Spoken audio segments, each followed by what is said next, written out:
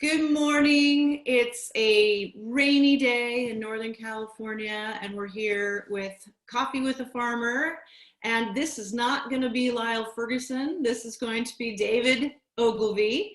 And David, yep, wave by David. David was very nice to say yes to be able to come on this morning at last minute's notice. Unfortunately, Lyle from Oliveira's Honeybees could not join us this morning due to some work issues. So it's great to have David here today. We'll introduce him in a bit, but we'll, as usual, go around the state and introduce all of the different coordinators.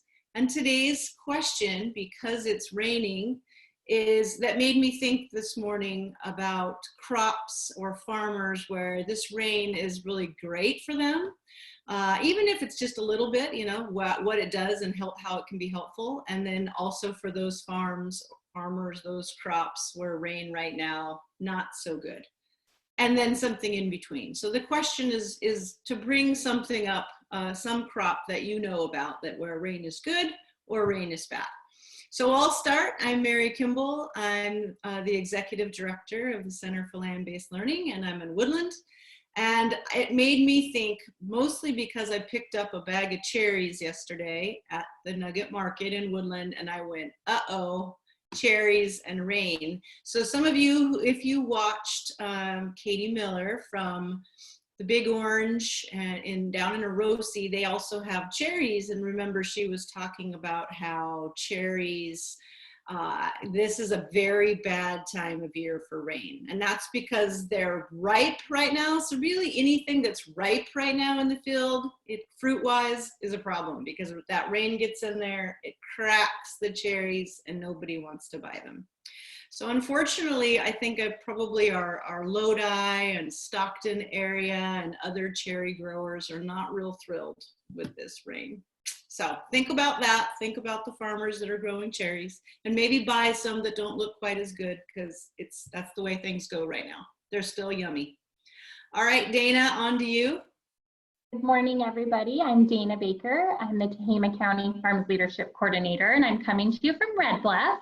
And yeah, we have had a fair amount of rain the last 3 days, actually. I think my father-in-law said yesterday we got like 1 3/4 inches or something. So we've really gotten some rain, and we are in kind of orchard country. So all the farmers are loving it because we've gotten, I think, a fair amount. So probably maybe been able to keep back some irrigation water. And currently at my place, we're in redoing our orchard. So we have sedan planted, and it's probably, I don't know, good 2.5 feet tall right now. And after this rain, it's probably going to jump to like 6 feet. My kids are going to be really excited to go out there and try to find their way out. So yeah, in our neck of the woods, we are for the rain. All the cattle land's getting water, all the orchards are getting it and using it, and it's a good time of year for us. Awesome. Yes, this is the time of year where grass really grows after getting this rain. All right, Joseph, it's you. Good morning. My name is Joseph Montoya. I'm the Farms Leadership Coordinator for the Sacramento Valley. So I'm just going to jump right under the bus right now. I don't have an agricultural background by any means. So I'm just going to take a stab at whatever I think. My thought would be that the softer tissue the produce is, that the more likely that this probably isn't good. So I'm just going to guess that you already said cherries, which I believe is a berry, but I'm going to maybe push it to like thinner skin, like peppers and like tomatoes, like this kind of out of season, maybe it is season, I don't know, very strange weather. Like this wouldn't be good. That's my guess. I mean, correct me if I'm wrong, but luckily it's early enough for them, so they're just really forming and they're not. But yes, you're right. If that was happening in like August or September, right? Big problems. Yes, which we sometimes do have those kinds of weird rains, right? In August and September. That's a problem. So you're right on the thin skin. Absolutely. Thank you. All right, Katie, go for it. Good morning. My name is Katie Wortman. I am from the Central Valley Farms Leadership Coordinator in Fresno. in Fresno, we don't get a lot of rain. We do get a little random rain like on Monday, but I think if long as I know the rain's bad for blossoms if it's super hard rain, so that would interrupt any growing. But I would stick to maybe like the cherries and blossoms. Yeah. I guess. Poor blossoms. Yeah. Knocked off. And hail is like the worst. Yeah. That really I know we need it, and so I just hope it doesn't hinder anything. Yes, agreed. Okay, Romy. Good morning. My name is Romy Wattenbarger. I'm the current county farms coordinator here in Bakersfield. And for us, right now, when we had that little rain on Monday, it wasn't the best for us because we had hay on the ground cut. So it kind of gives too much moisture and kind of messes it up. So, but other than that, getting the pastures all green and rained on for the goats and the cattle, it's pretty good. So. That's a good point, Romy. I was talking to some ranchers around here, and they said last year they had hay down and they lost. It was a substantial amount of money. Yeah. It was hundreds of thousands of dollars. Yeah. So at least Monday was a light rain. It got so I don't think moldy it's too from bad. the rain. So good point. I forgot about hay. Thanks for bringing that up. All right, and Letty. Good morning. I'm Letty Hernandez. I run the program in Monterey and Santa Cruz counties. The one thing I know for sure that doesn't like rain would be raspberries. And they just, if they get too much moisture, they start to mold. And of course you can't sell that. But that's what I think of immediately for that. Awesome. Thanks, Letty. So I just got a text message from Mary. Her internet is out again. So David, welcome to Coffee with the Farmer. Go ahead and introduce yourself and tell us how the rain is affecting you. Yes, so my name is David Ogilvie. I'm a wine grape grower in Clarksburg, California, which is just down the river from Sacramento in the Sacramento River Delta. And rain is one of those things where, excuse me, rain is one of those things where it's kind of like whenever it comes, it's always a big deal because you always want that rain in the wintertime. But then there's times where you kind of have a lot of work to do that you want to get done too. And right now, well, by far, it was kind of mentioned before, the worst time to get rain is in that August, September, October timeframe for us, because that's when we're harvesting grapes. And if you get rain on the grapes when they're really ripe with all that sugar, becomes a moldy, rotting mess very quickly. And you have to send a crew through to clean it all out, which is very expensive. And then you harvest it, and you sometimes can get kind of rot in the load, and then loads can get rejected. So that's the absolute worst time to get rain. However, this time of the year is also not ideal to get rain for us, unfortunately. So right now, what's going on in the vineyard is everything is blooming. All the grapes are blooming. The clusters have little flowers on them. It's beautiful. Smells really nice too if you really get in there. But when rain comes, if you get a really heavy rain, it can knock all those flowers off, and then you don't get good fertilization, and so you end up having what we call shot berry, and that's where a cluster is hanging there, and 50% of the berries that are on that cluster are called shot, and they weren't fertilized, and so they don't grow. They don't have a seed inside of them and grow into a fruitful berry. And when that happens, your yields get hammered pretty badly, and then it just ends up being a bad grape year. And then on top of that, you could also get the main nemesis around us in the River Delta region is powdery mildew.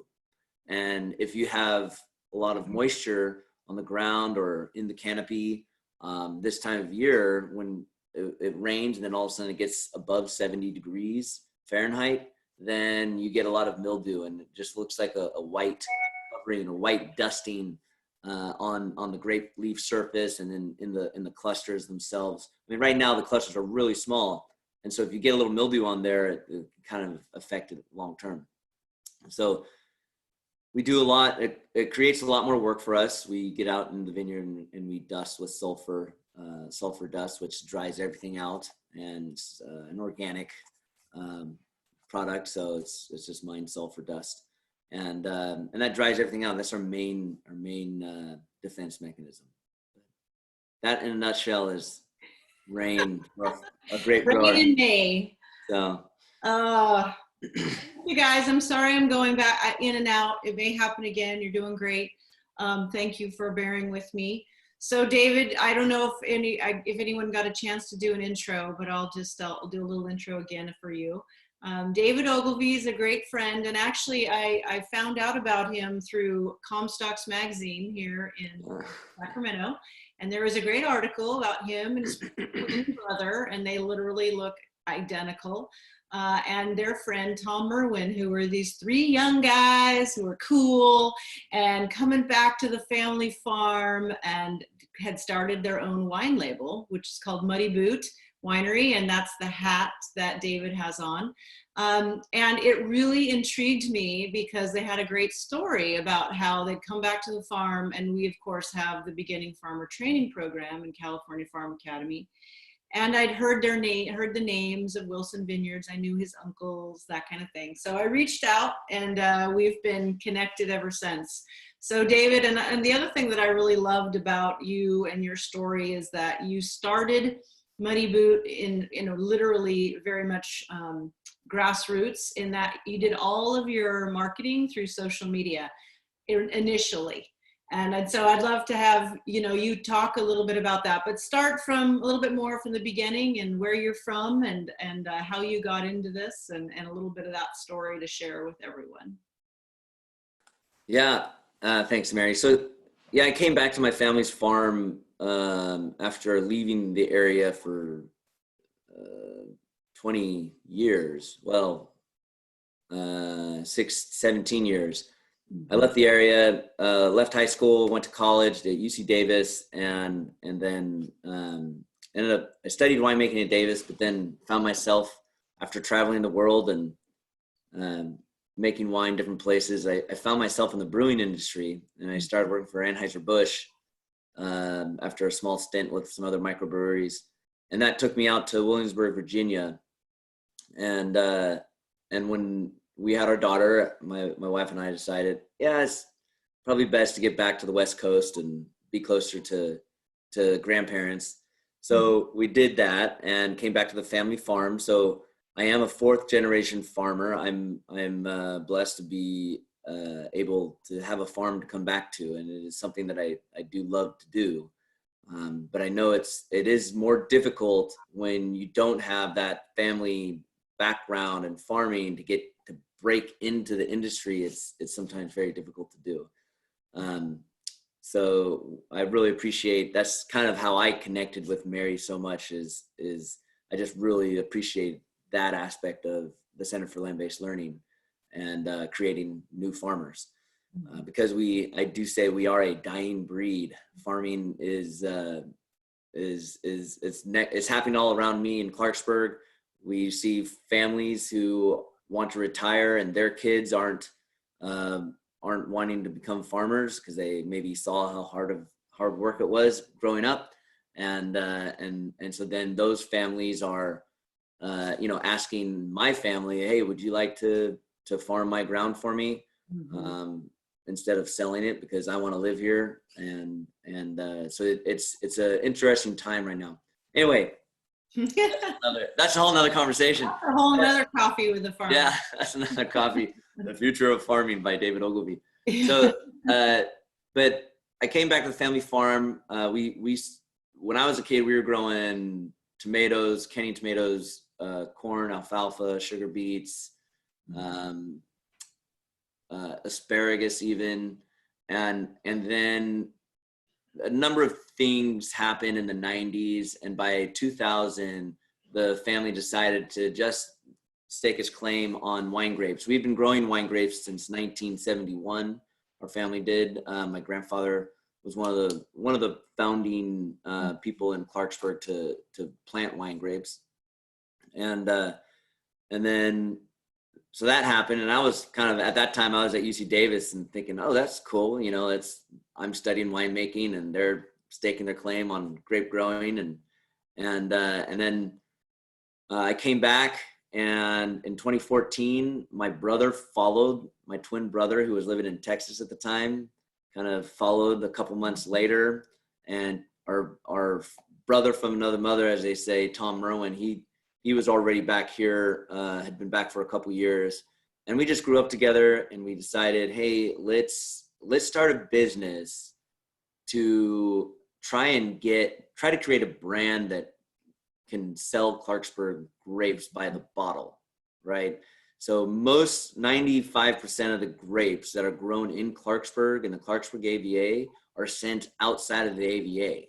And Make sure to describe what an AVA is. Sorry, yeah. An AVA is American Viticultural Area, and it's a way to distinguish a region as a kind of a unique place for growing wine grapes. And so Napa is an AVA, Sonoma, Santa Barbara, Monterey. There's AVAs all throughout California. And Clarksburg was created as its own AVA in 1984. And my dad and some other local farmers were instrumental in getting that started. And to say, hey, growing grapes in Clarksburg, the Chardonnay grape that you get coming from Clarksburg tastes completely different than the Chardonnay grape that you get from Lodi. You know, I'm not saying one is better than the other, but they're different, and they're deserving of its own AVA. So, but a lot of the grapes in Clarksburg go out to those wineries in Napa and Sonoma and elsewhere.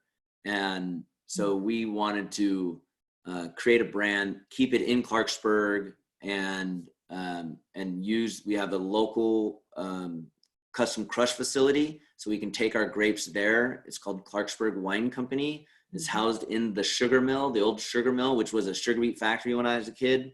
And company bought it and turned it into a winemaking facility, which has been fantastic for our little community of Clarksburg.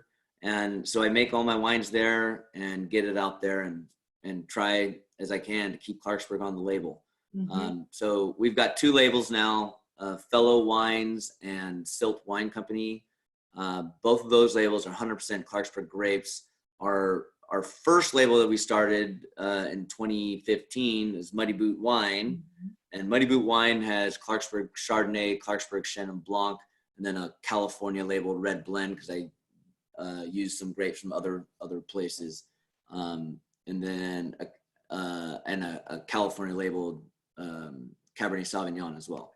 So the goal is to keep Clarksburg on the label, promote Clarksburg, teach people where Clarksburg is. And where is Clarksburg?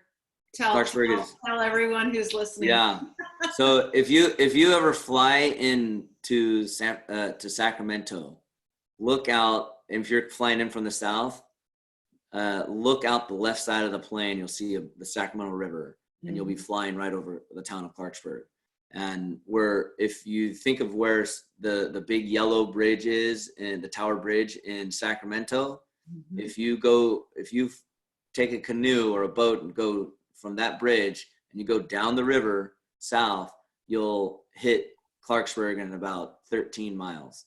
So, pretty specific. Yeah, exactly. It's an absolutely beautiful area, and there's a lot of, like David said, there's a lot of other crops in that area too. Yeah. But certainly the wine grapes have really have gotten very big from the lots of folks in wine grapes now. David's family, of course, was one of the pioneers, as were some others, but now there's a lot of others out there too, and you guys are all doing a really great job. So what are some of the, to talk about a little bit about what do you do? So you're both a vineyard manager for your family's farm, Wilson Vineyards, and then you also are this entrepreneur, right? You also have this company, and you make wine as well. So you do a lot of different things on the farm. And so I think it would be really, and part of the business, I think it'd be really great to kind of talk a little bit about each of those roles that you have. Yeah, definitely does. And that was another reason to start another company, going down the food chain a little bit, to start a wine company, because it allows us to have more opportunity to employ other people. Within the family, honestly. I mean, my sister is now for Silt Wine Company, our tasting room, my sister is now the event coordinator. So she is running all the events. Had we not done that, we really wouldn't have a position for my sister on the farm because she wasn't really into farming. And this is a way to keep her in the business. So my day to day is kind of really first checking on crews in the morning or getting them started. Right now we do farm 1,200 acres of wine grapes. So we're running this time of year, we're shoot thinning and really setting the yield for each block. And that when I'm shoot thinning, I'm taking into account, who's my customer, how much is that customer paying, what quality measures am I trying to hit for that customer, and all those dictate what do I want for the final yield. And so when I know that, then I can send a crew through there and say, all right, we prune this way where we're going to have 2 strong shoots or 3 strong shoots per position per spur on the grapevine, and then we generally say 1 to 2 shoots per spur, and then the crews will go through, and we have to keep an eye on them, making sure that they're doing what we're asking them to do, and they usually do a great job. And then we're also moving wires in the vineyard. The way the grapes are trellised up, we have a system of wires that can make the canopy opened up or in a straight line, and we're doing that to allow sunlight to get in, allow airflow to get into the vine, into the canopy, so that we don't have the mildew problem that I mentioned earlier. And so we have crews doing all that work right now, and it takes a good amount of time to keep track of all the crews and where they're going, what they're doing. We have 6 different crews working. Wow. So, and then I'm doing that for the good chunk of the morning. And then in the afternoon, I'm kind of trying to figure out what I'm going to do next with these crews as they finish one block, kind of get to the next block. And we have to know what they're going to do when they get there. The other big thing I'm doing right now, unfortunately, is sitting at my desk and making phone calls and trying to sell grapes, because I've got a good number of grapes that are unsold, uncontracted right now. We are currently in one of the worst grape markets that has hit our region since my uncle's been farming. So why is that? What's going on? Is that COVID related, or is that just more supply than there ever has been? Yeah, actually, COVID is actually probably helping the situation a little bit. So, well, a lot of people are buying wine in the grocery stores, and most of the grapes in our region are sold to brands that are grocery store brands. Mm-hmm. So, but what happened in the past couple of years is that there's been a huge number of vines planted and with large crops, and so it's a supply and demand issue. It's economics 101. So the grape supply was much higher than the demand for those grapes.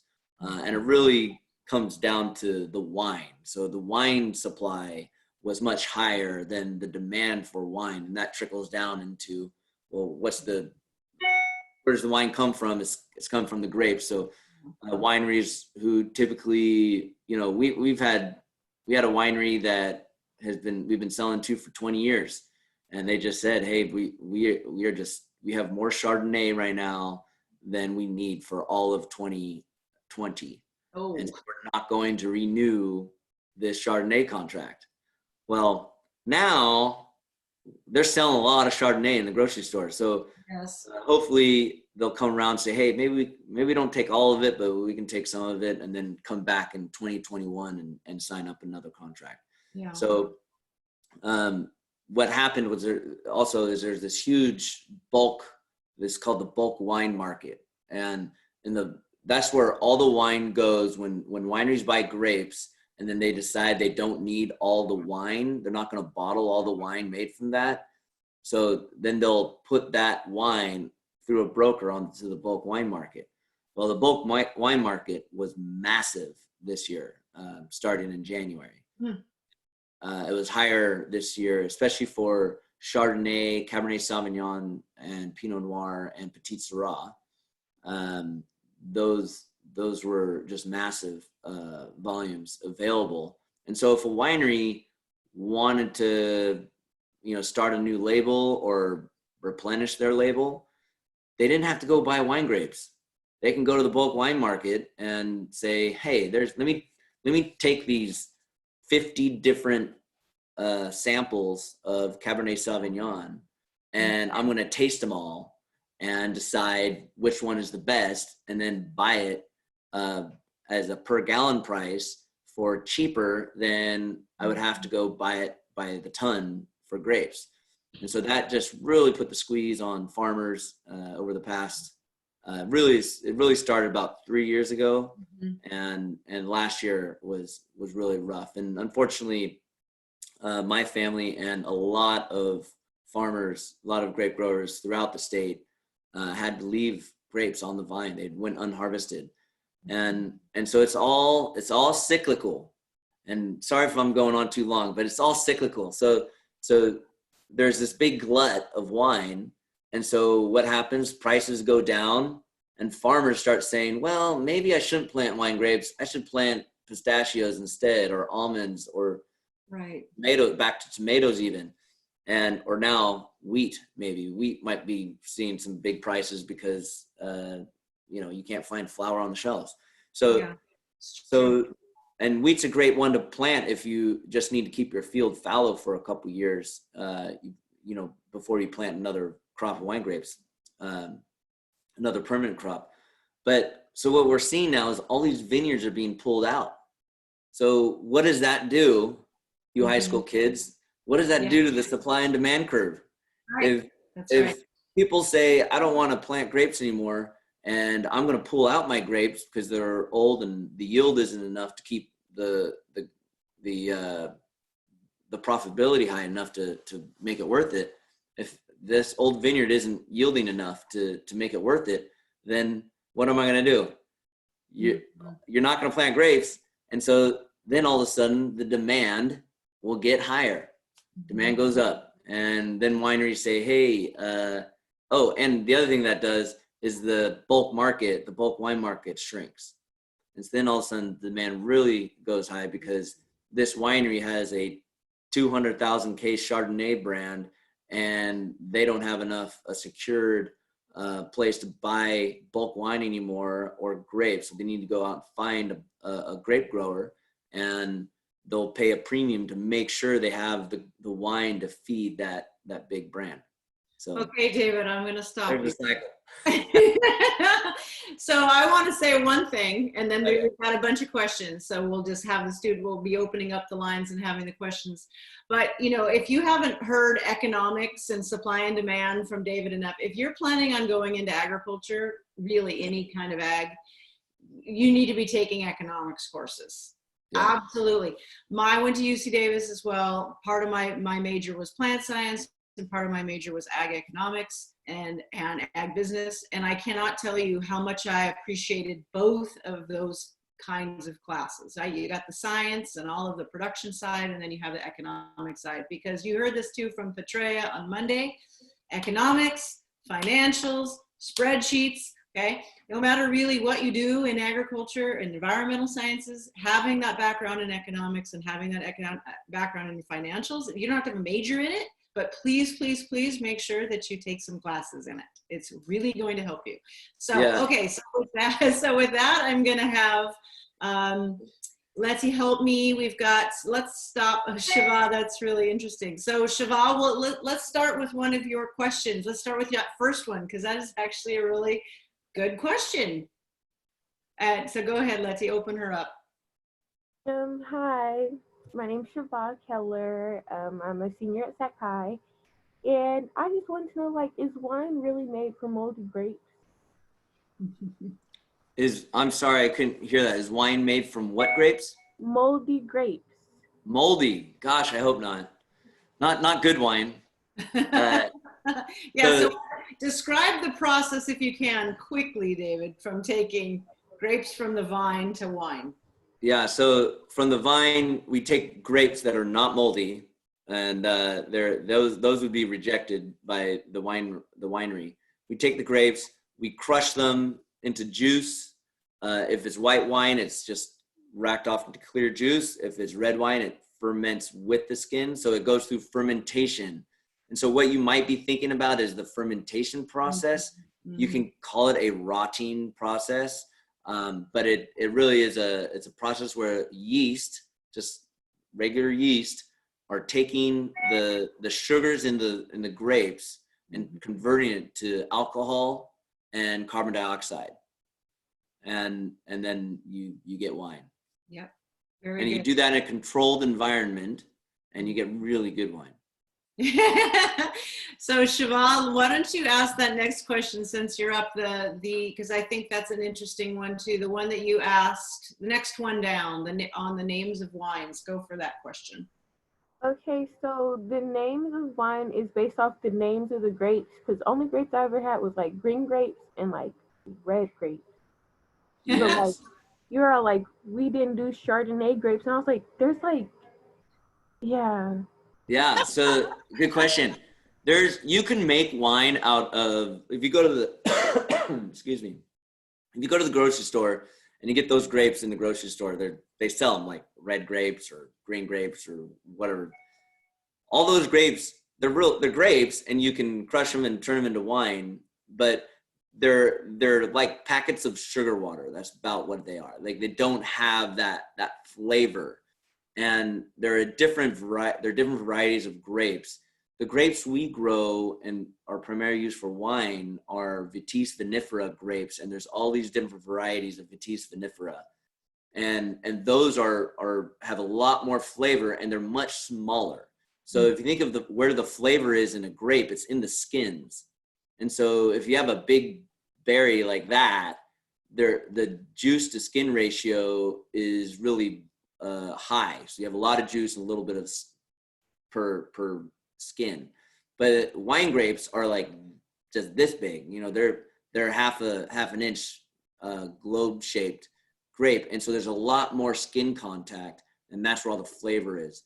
And so with wine grapes, you have a bunch of different varieties. The most common ones are Chardonnay, Sauvignon Blanc, Pinot Noir, Merlot, Cabernet Sauvignon, and in Clarksburg, Chenin Blanc and Petit Syrah.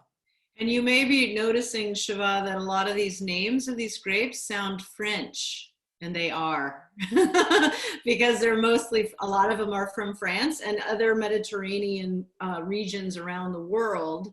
Really, right, David? I mean, yes. Where's kind of most of the wine grape varieties come from? Yeah, vinifera, the most common grapes are Vitis vinifera grapes from France. I mean, they are kind of historically the ones that put wine on the sent wine around the world. But there's all sorts of varieties out there from different regions that I can't even, I don't know them all, and I don't even know how to pronounce a lot. There's places, like Argentinian varieties and. Well, no, right? Generally all the stuff from Argentina comes from France. But everything that's considered the New World, which is New World. North and South America, Australia, South Africa, all those got the grapes that were in favor at the time that those regions were explored, which were all the French grapes. But on Eastern Europe and in the Middle East, there's grapes that are very old, and like one of the famous ones is Plavik Mali in I can't remember now. One of the Eastern Hungary, I think. Plavik Mali is one of those ones that people are actually like, oh, this is pretty interesting. It's not. I think it might be Vitis vinifera, but it's not from France. So. Okay. But point is there's some good research all of you guys could be doing and that whole old world, new world. Check that out too, because that's a whole nother very interesting, obviously his history piece and where wine came from and why it was created and so on. So, okay, so we've got a bunch of questions from Mia that are also on the chat. But so let's open up Jessica and have her ask her question. And then we can get to Mia. Okay, Jessica, go for it and tell us where you're from. Make sure that David knows where you're from. Hi, my name is Jessica. I'm from Sacramento. And I was just wondering, what's the hardest part about your job? Oh man, there's so many.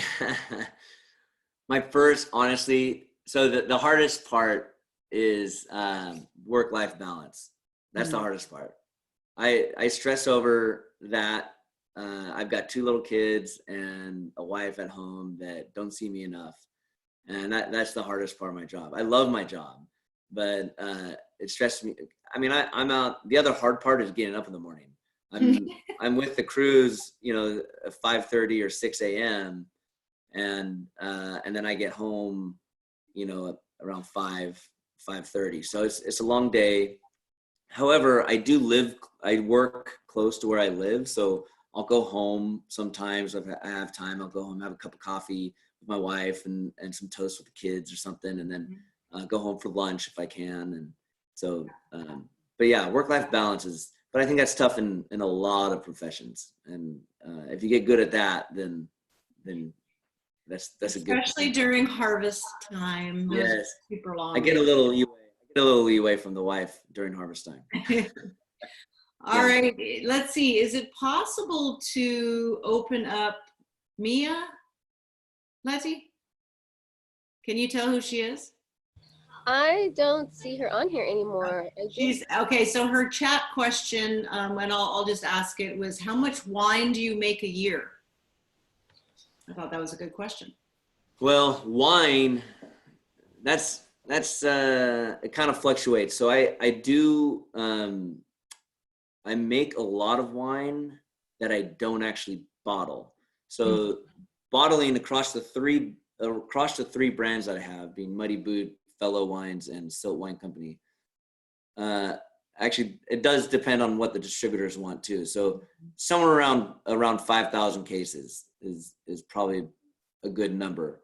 Someone like Bogle, who's in our backyard here, Bogle Wines, they're huge. They make over 2 million cases.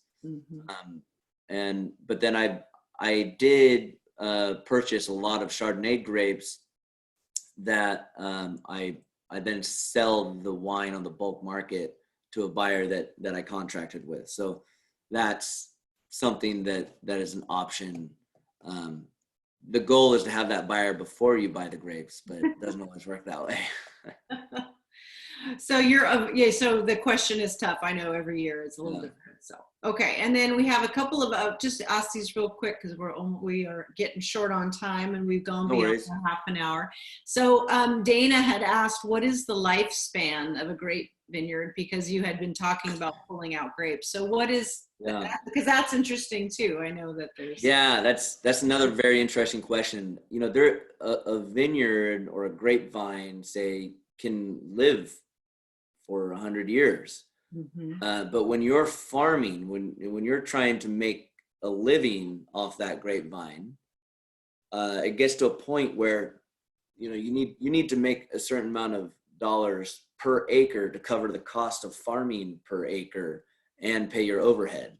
So you'll get to a point where over time that vine is producing less and less fruit, and unless you can get higher dollars per ton for that fruit, your revenue is going to go down. And you get to the point where you kind of say, man, this vineyard's been great for us for 30 years, but only because we had this great contract. Well, that winery dried up. And so now we are entering the normal Chardonnay grape market, so to speak. And the market's not there to keep that profitable. So I've pulled out vineyards that were 30 years old. 30 is kind of the max, I think, for us. Once it gets there, it's really hard to keep it profitable. And you really have to have that unique customer. But then the youngest one I pulled out, which was because it wasn't producing well and it wasn't a common variety that people wanted. That was only 18 years old. Okay. Well, that is a great place to end. And we had some, one of the teachers, or actually she's down in Fresno and she runs a CTE program, the Career Technical Education program down there. She said, my mind is kind of blown away that the flavor of grapes are mostly in the skin of the fruit, which, Yeah. you know, that is very different from the eating grapes like you were Yeah. describing and the wine grapes. So thanks. I think everybody's been learning something today. They thought they knew a lot about wine grape growing, and now even more. All right, David. Well, again, thank you so much for joining us on short notice. And again, Yeah, no worries. we will share. The other thing to remember about David is they do lots on Instagram and social media. So if you want to follow them, they're at Muddy Boot Wine, and there's lots of great pictures and information about all of their family and all of the things they're doing right now. So thank you, David. I'll say, if you want to find some other videos under our tasting room brand, Silt Wine Company, search that on YouTube. We have a YouTube channel, and every week, because of this, I've been doing virtual wine tasting flights where I get into a lot of history and information, education stuff about different wine grapes and different wine related stuff. So. That's awesome. And I just want to say, I mean, I know that, you know, this is mostly high school and all that, but the fact of the matter is that we have lots and lots of jobs in the wine industry, in the grape growing industry in California, lots of great jobs. And so I want to make sure that people realize that, you know, one of the reasons why we talk about wineries and with a high school group is because of the fact that there are such great opportunities out there. And there's, you know, no matter really where you are in California right now, lots of great opportunities. So anyway, thanks again, David, and we'll see you soon, hopefully in person. I don't know. All right. Yeah. Thanks, guys. Have a good day. Bye.